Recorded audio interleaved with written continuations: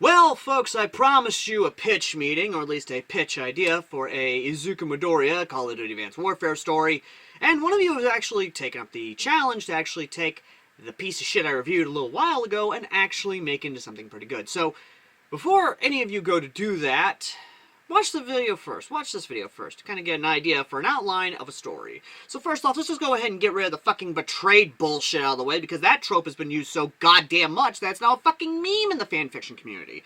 Look, betrayed people work in the context of it works in a certain genre or in a certain aspect. Undercover police stories? That works. Undercover spy thrillers?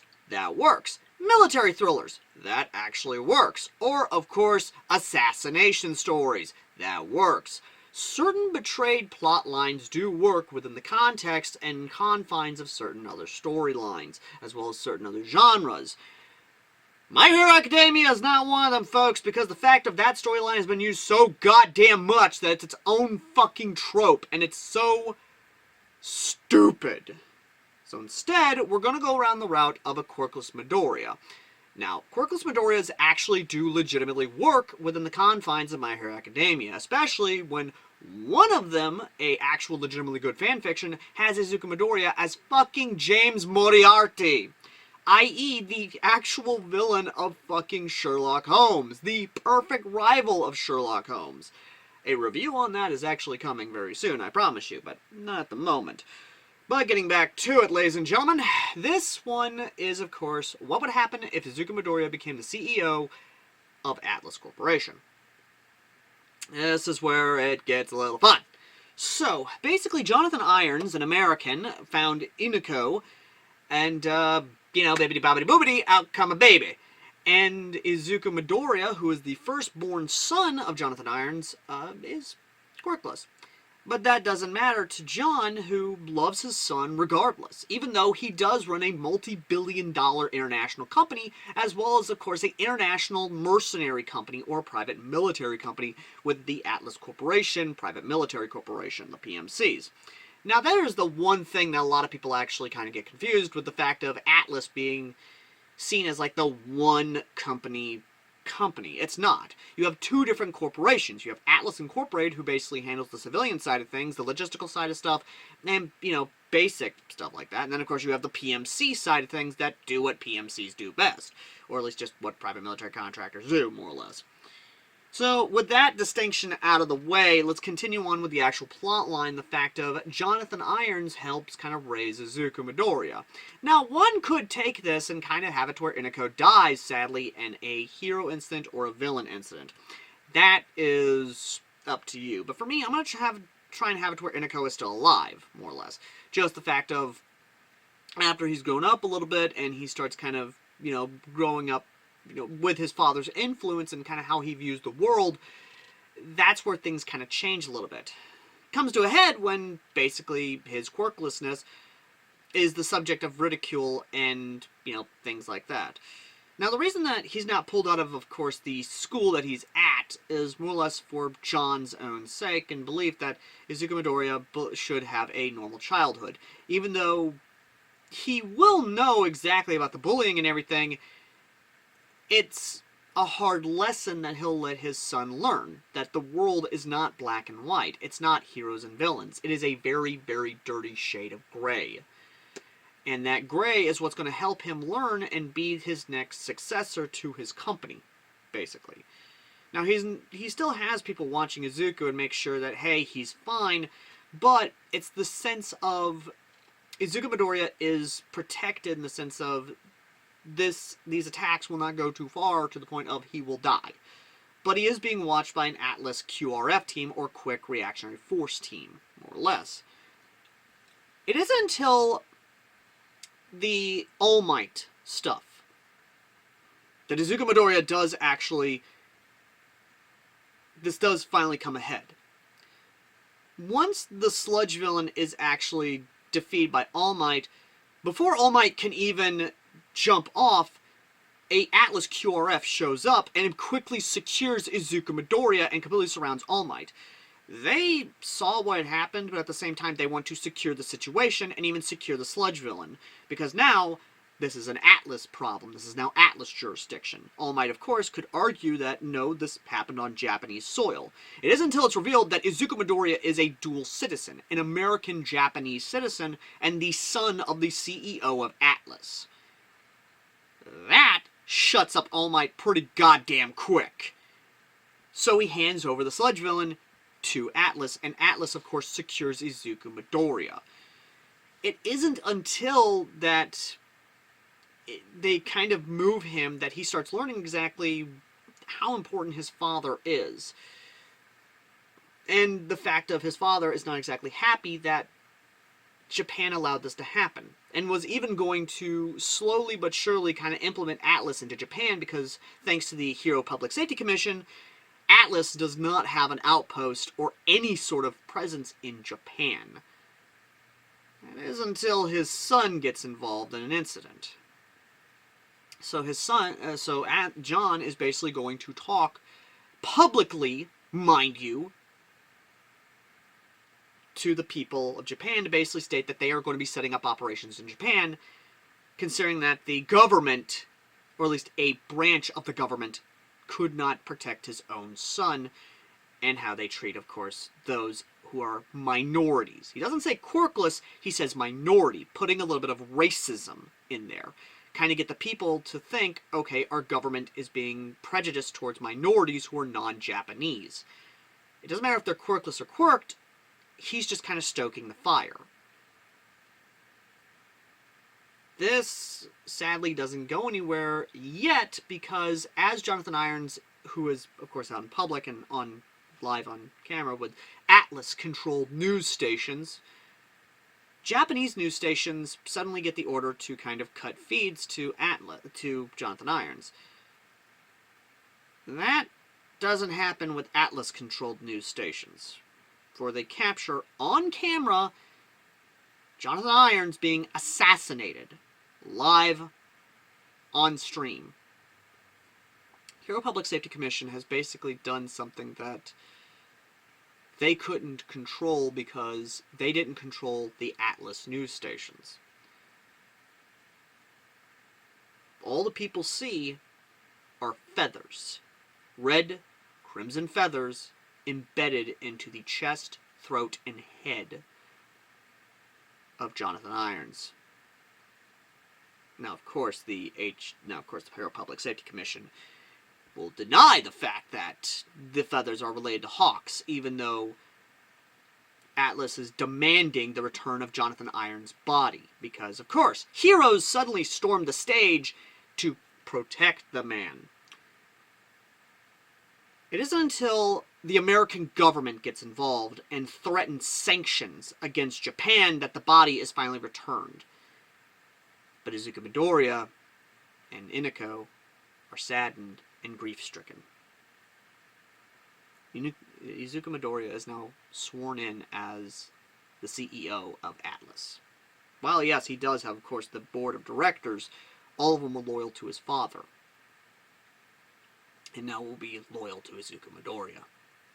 Izuku Midoriya just watched Japan and how the Japanese government, no, just the government and a branch of the government, and even the basically the Japanese version, which is the Japanese version of the Department of Justice, more or less, the DOJ being the Ministry of Justice, which is the MOJ, I believe, fuck up so bad as to not solve his father's assassination attempt, nor find the assassin who is still at large.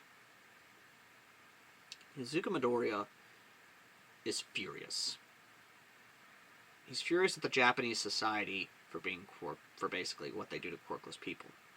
He's furious at the justice being handled of his father's assassination. And as such, now takes over and begins to slowly look at Japan as well as the wider world. It isn't until he starts with, of course, Atlas spies, learning about Japanese crime underground and basically how certain aspects of Japan's hero society and system works, causes him to really kind of step back and realize that the HSPC, the Hero Public Safety Commission, isn't controlling shit. It's just a scale that they are constantly trying to control. Not only that, but the Hero Public Safety Commission is even controlling certain aspects of the world as a whole, including warlords in Africa, including aspects of Europe, including Russia. The Hero Public Safety Commission is doing its damnedest to try and get its fingers in most of the world, including the World Hero Association, the WHA, which is basically the hero version of the UN. Izuku Midoriya looks at this and with a firm shake of his head says, "No more," and begins conducting covert operations against the Hero Public Safety Commission. Not just that, but also conducting actual wide-open operations in Africa, liberating towns, cities, villages from warlord control, even rebuilding them up to Atlas image, even working with, of course, the governments to handle things, even working with Polish governments to kind of handle a human trafficking ring that many would claim does not exist. However, that wouldn't be the case when the Polish daughter of the Polish president, is kidnapped by these human traffickers. Atlas saves her, getting worldwide recognition. The Hero Public Safety Commission in Japan is, of course, pissed and furious, trying their damnedest to find a way to stop them, only to realize they can't. Atlas is way too powerful. They have the world's second largest standing army, first only to the United States, and of course Russia coming in third, with Poland coming in fourth. While yes, most of the world's militaries have been downsized, the only ones that have a powerful standing military that could prove to be a threat to world peace and world stability that the Hero Public Safety Commission has basically cultivated over the years are the Americans, Atlas, Russia, and Poland. Poland very much so pissed at the fact of when they found the president's daughter, it was in Siberia, deep within Russian territory. This causes tensions to rise between the Russians and Belarus, and of course Poland, and now the newly reactivated militaries of the Eastern Bloc, the former Eastern Bloc, mind you, who have very much so anti-Russian sentiments. Europe is slowly starting to rebuild its own militaries as well. The United States pledging their support to Poland should war break out between them and Russia, enacting, of course, NATO's Article 5.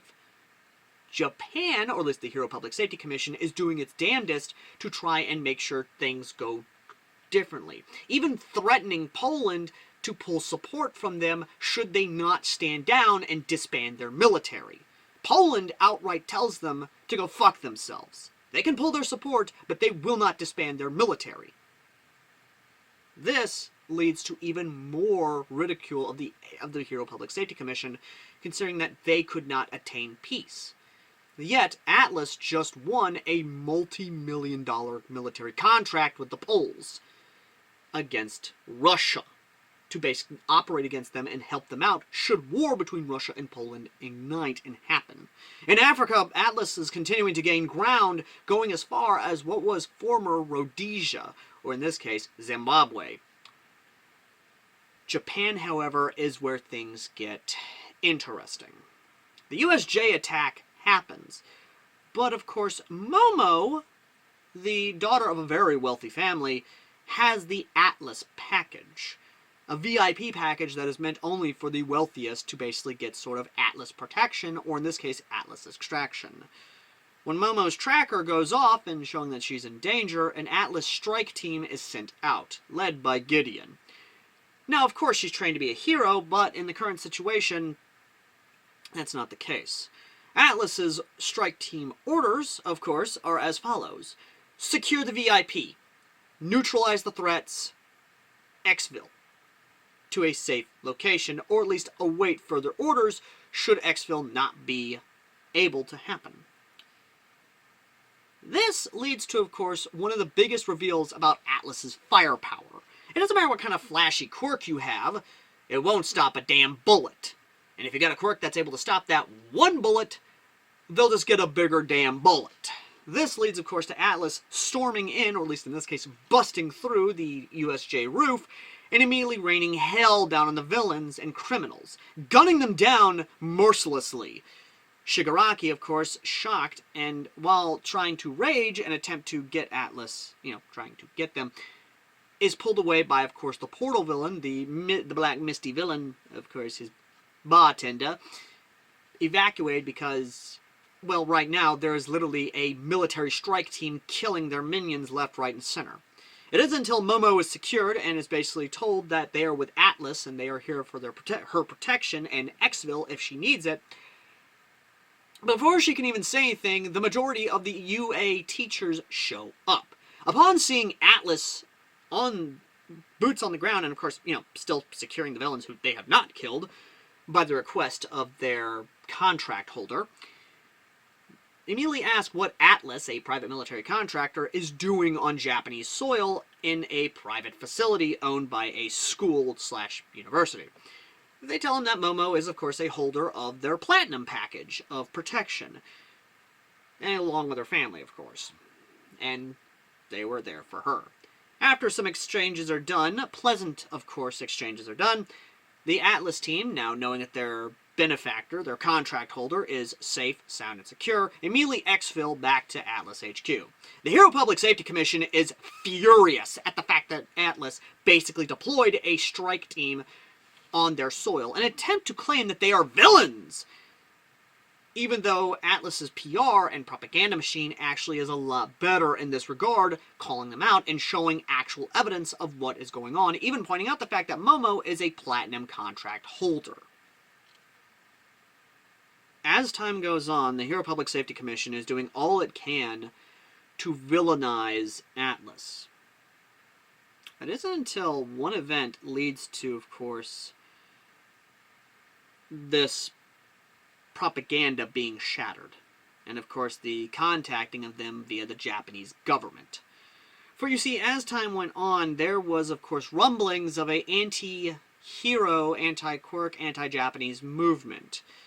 This movement planned an attack with stolen JSDF, or at least in this case, stolen in air quotes, because the JSDF, sadly, being of course regulated to just a shadow of its former self, does what the Soviet Union did after the collapse, selling off their equipment to make a little bit of money. As such, the JSDF equipment, rifles, bazookas, anti-armor, anti-air, that sort of stuff is of course now in the hands of a radical militant movement in Japan, who launches an attack in Mustafa, as well as many other parts of the country.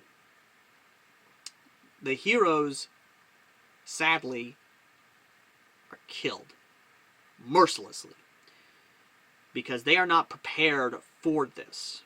They're not prepared for the amount of conflict they came to expect from this. They just assumed these were villains, not heavily armed terrorists. A militant movement that had been growing in Japan for years. And they decided to attack. Not just quirkless, but those that society had deemed villainous quirks, those they deemed as weak quirks. They are now armed militants carrying out terrorist attacks and even securing large swaths of cities and towns and villages and prefectures. It isn't until then that the Japanese government, seeing the casualty reports, hundreds of thousands of heroes are dead within the first day alone, and the numbers are simply growing to the point where they cannot advance, and they are just simply holding the position outside the contested territories, or at least the contested towns, streets, and villages, and even just entire city blocks controlled by these terrorist organizations. They reach out to Atlas because the JSDF does not have the firepower nor the training to be able to do it, considering that the majority of their weapons and equipment are now in the hands of fucking terrorists who now control good portions of Japanese soil. As such, Atlas happily responds and begins carrying out strikes. Now, that doesn't mean the Hero Public Safety Commission doesn't try to pull some chicanery. They do, by either denying them intel or even going as far as to have heroes try and sabotage operations.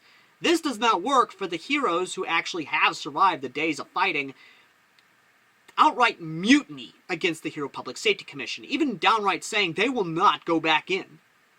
They've seen death. Now, they've seen what a war is like. They're not going back in. Even police officers, even SAT officers tell straight up, they're not going back in. They can go fuck themselves. In full view of Japanese citizens who are live streaming this and videoing it. No matter how many times the HSPC or the Hero Public Safety Commission tries to take down these videos, they keep getting re-uploaded, showing exactly what the true faces of their protectors are like. Yet there are videos of bravery of Atlas soldiers and operators going into harm's way, saving citizens and civilians, basically trapped behind enemy lines, killing terrorists and taking them down, when their own fucking government could not. When the heroes could not. It isn't until the aftermath, the final shot is fired, that the areas that were once contested by the heroes and the terrorists are now over. Now understand, this is before the One for All fight, and we'll get to that. But Atlas has basically shown that they can actually do what the government cannot, causing many a prefecture local government to actually consider signing over their autonomy to Atlas if it means safety and security. That is what Izuku Midoriya does. For the actual governing bodies of Mustafa, his actual prefecture, his home that he knew for most of his life, happily signs over their autonomy and even secedes as a prefecture from Japan. Many are upset at that fact. Even the Hero Public Safety Commission attempts to try and claim that, oh, this is a villainous thing, they cannot legally do this. And while, yes, you can say that, it was a referendum. The Mustafar people voted for this. And the Japanese government, while upset, have to legally agree to it. And now Atlas has a city, a prefecture under their control. As time goes on, of course, more and more start realizing that the Hero Public Safety Commission is not working. The Hero Public Safety Commission realizing that they are losing power left, right, and center. It all comes ahead when the fight of One for All actually does happen. Now, of course, the Stain stuff, you could claim could still happen, but I could see him, of course, actually somewhat siding with Atlas and being Izuku's personal assassin, going after, of course, actual agents and plants of the Hero Public Safety Commission and giving him logistical support to actually take them out. So he does not die within, of course, Hoshu. But it gets a little worse. The fight for All for One, or at least One for All, the villain, the person, that sort of thing, does defeat All Might, sadly, bloody and beaten. But do you know who it doesn't defeat? Atlas. Atlas saw what was going on and answered the call, bombing the area, and I mean saturation bombing, to the point where All for One's quirk, while, yes, or at least One for All, the villain, basically, I'm going to call him the villain from now on, just for my own sake and for your own sake, the villain himself, sadly, attempted to tried to basically stop them from killing him. This, sadly, doesn't happen, for after 2 straight hours of saturation bombing, and I mean bombings, as well as suicide drones and every other means of high-powered ordnance being sent his way, the man dies. The body is nothing more than a paste. And Atlas claims victory where the symbol of peace could not. And so the symbol of peace, in the Japanese society's eyes, those watching live from Atlas-controlled news stations, now sees the new symbol of stability. Atlas is that stability. Time goes on, and Atlas now learns, of course, about the Yakuza and what they're trying to do. This does lead to a raid on the Yakuza, the Yakuza, basically, and overhauls a little bit. This does, again, result in now Izuku Midoriya having an adopted daughter, Eri. Erie, Midoriya, Irons. This goes on to even basically continue, kind of building up Atlas's ability to basically show the Japanese people and even incentivize other prefectures to try and secede and join him. The Japanese government and the Hero Public Safety Commission are doing all they can to try and stop this, legally, mind you. The Hero Public Safety Commission knows that if they even attempt to assassinate Izuku Midoriya, the CEO of the Atlas Corporation, it will mean war. Total war with Atlas that they cannot win against. What finally cements Atlas is Jaku. The heroes learn about the Para-Liberation Army, or at least basically the PLA, or at least the MLA, the Meta Liberation Army. Atlas, or at least in this case, Izuku knows about the MLA, but he decides not to act. The heroes, sadly, caused the most destruction in Japanese history. Hundreds of thousands of civilians dead. Thousands of heroes dead or wounded. The greatest devastation ever seen in Japan since natural disasters or the dropping of the atomic and hydrogen bombs. But in the distance, in the horizon, is the black, red, and white of Atlas. Atlas comes into Jaku City as well as the surrounding areas and prefectures that were affected by this failed, botched operation, and immediately begin helping people, securing the areas and doing what they can to basically help people. This is Atlas. Atlas is here, not your government. As years go on, or at least in this case as time goes on, more and more rumblings start to come through Atlas's intelligence network that the MLA is not defeated and is preparing for a massive attack. This can lead, of course, into the Phantom War arc, or at least, the Paranormal War arc, that sadly, My Hero Academia dropped the goddamn ball on. Not here. Not with Call of Duty. For when the war actually does begin, Atlas shows off its firepower. Actually shows off what it's able to do. Now understand that before this, the Hero Public Safety Commission's dirty laundry was actually aired out after the death of the female president, the Madam President. Either from, of course, the MLA or from a well-placed Atlas sniper. It's up to you to decide. But once the war actually does begin, or at least in this case, what many in the world will see as the Japanese Civil War, Atlas, along with, of course, the American military and their own allies they've built up through contracts, begin sending forces into Japan, securing areas and fighting the opposing, basically, military, or at least this secessionist movement, kind of hard.